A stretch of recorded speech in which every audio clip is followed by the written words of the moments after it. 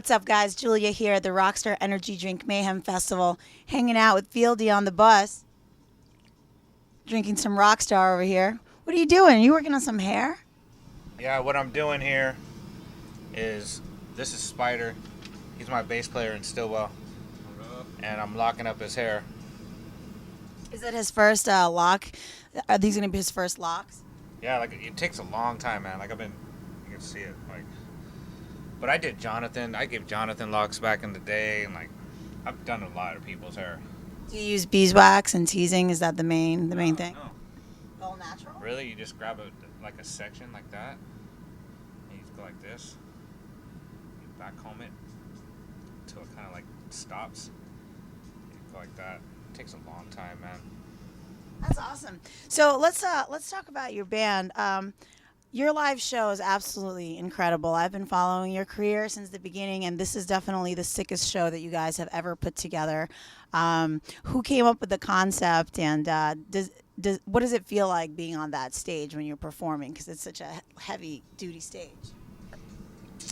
It's been a while since we've done something like, we have a lot of pyro, and pyro's cool, man, and rock and roll, and it's been, I don't know, it's exciting, I guess, again, to do all that, the big show, and we're playing, for us, we only get an hour, because there's a bunch of bands out here, so we've been banging the songs out. John doesn't even say a word in between. It's song after song after song, because we're trying to get what everybody wants to hear, and that's what it's been, is trying to bang out an hour worth of music. And I prefer to play like that anyways, because when I go to a concert, I just want to hear the songs, man. You don't want to hear the chatting. That's what interviews are for.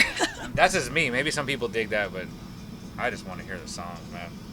This album, Remember Who You Are, goes back to, it definitely reminds me of your first two albums. It's really raw and brutal and heavy. And what made you, did you guys consciously decide to go back to that sound, or was it a full circle kind of thing?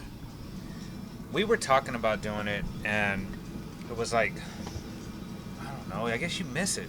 We started out back in the day in '93, and we were in a tiny room making this music, and we're let's go back to that.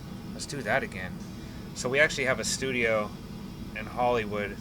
It's 10,000 square feet. The cat box.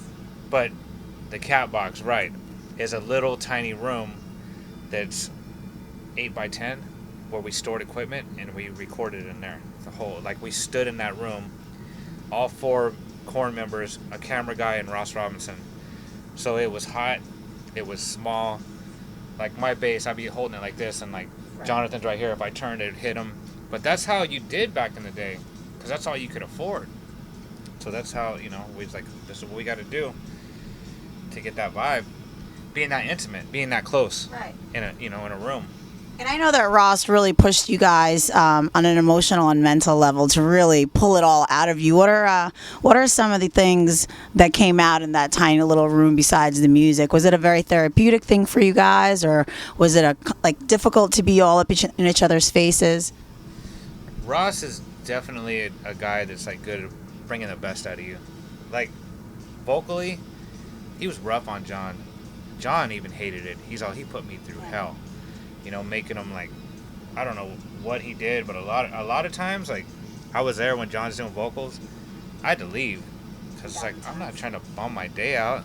I'm not doing vocals. You want me to sit through this while he's sitting there pulling all this angles out of him to making him cry? And for me, it was no big deal. His whole thing was stand up.